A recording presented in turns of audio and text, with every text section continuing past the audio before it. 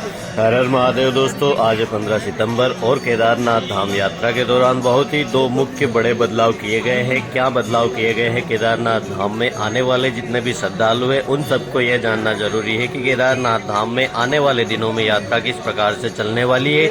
दोस्तों, फिलहाल केदारनाथ धाम में बहुत ही ज्यादा भीड़ हो गई है भक्तों की। परसों 12,000 को भी पार कर गई थी भक्तों की संख्या और कल दोस्तों 9,000 के करीब यात्रियों ने केदारनाथ धाम में आके दर्शन किए। कल यात्रियों की संख्या थोड़ी कम थी और आज दोस्तों सुबह से ही बहुत ही लंबी लाइन लगी हुई है केदारनाथ धाम में। आज भी दोस्तों 10,000 से अधिक यात्री केदारनाथ धाम में दर्शन करने की संभावनाएं हैं। और दोस्तों आपको बताते हैं कि केदारनाथ धाम में यात्रा के दौरान दो मुख्य बहुत ही बड़े बदलाव किए गए हैं जो आप लोगों के लिए जानना सबसे ज्यादा जरूरी है। तो दोस्तों, केदारनाथ धाम मंदिर को पहले सुबह 4 बजे ही खोल दिया जाता था और दोस्तों अब मंदिर को खोला जाता है सुबह 5 बजे, क्योंकि ठंड बहुत ही ज्यादा बढ़ गई है, जिसके कारण मंदिर की जो टाइमिंग है उसे चेंज किया गया है एक बार।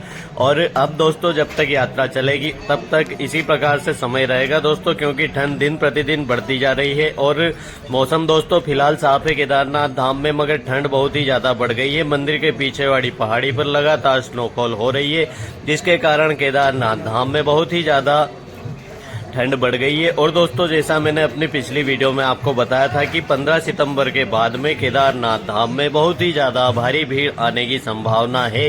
तो दोस्तों अब केदारनाथ धाम में जो भीड़ की संख्या है वह 10,000 को पार कर गई है और आने वाले दिनों में 15 से 17,000 तक केदारनाथ धाम में यात्रियों की संख्या पहुंचने वाली है, जिसे देखकर दोस्तों बहुत ही ज्यादा केदारनाथ धाम में अभी जो यात्रियों की संख्या है उन्हें किसी प्रकार से कोई परेशानी नहीं है। मगर 15,000 के बाद में जब भीड़ ऊपर हो जाती है उसके बाद में केदारनाथ धाम में आपको रुकने और खाने की समस्या का सामना करना पड़ सकता है। तो आप दोस्तों अगर केदारनाथ धाम में आ रहे हैं 20 सितंबर के बाद में, तो 20 सितंबर के बाद में दोस्तों आपका पहला काम यह होना चाहिए कि आप केदारनाथ धाम में आकर सबसे पहले अपने होटल्स और अपने टेंट की बुकिंग करवा लें दोस्तों, क्योंकि केदारनाथ धाम में आने वाले दिनों में आपको ठंड बहुत ही ज्यादा बढ़ने वाली है। तो एक तो आपको ठंड का सामना करना पड़ेगा और दूसरी चीज यह है दोस्तों कि अगर इतनी ज्यादा ठंड में आप यहाँ पे रहते हैं, आपको रूम और होटल्स वगैरह नहीं मिलते, टेंट वगैरह नहीं मिलते,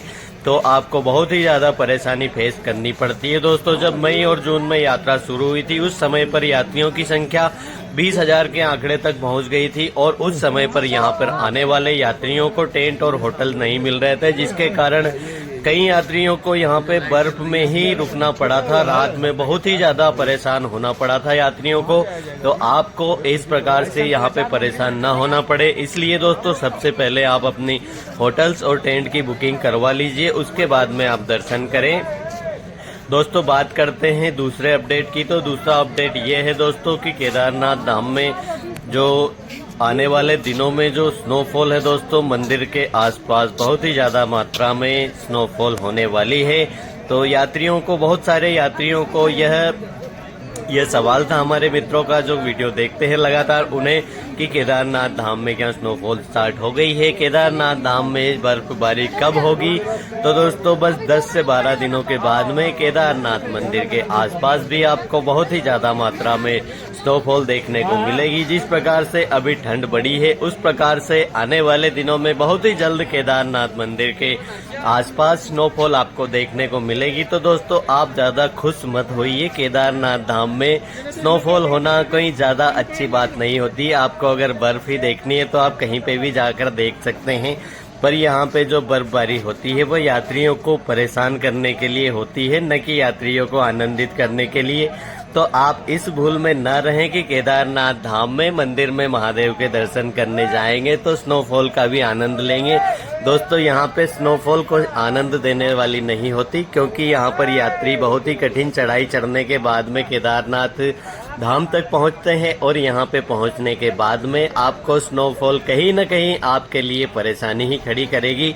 बाकी दोस्तों अगर आप केदारनाथ धाम में आ रहे हैं आने वाले दिनों में, तो बहुत ही ज्यादा आपको अलर्ट रहने की जरूरत है, बहुत ही ज्यादा फिट रहने की जरूरत है दोस्तों, क्योंकि अभी से यात्री जो आ रहे हैं केदारनाथ धाम में उन्हें बहुत ही ज़्यादा ठंड के कारण बहुत ही ज़्यादा परेशानियों का सामना तो करना पड़ ही रहा है। और कई सारे जो यात्री हैं जिन्हें पूरी तरह से चलने की प्रैक्टिस नहीं है केदारनाथ धाम में, वो सरवाइव नहीं कर पा रहे और बीमार हो रहे हैं।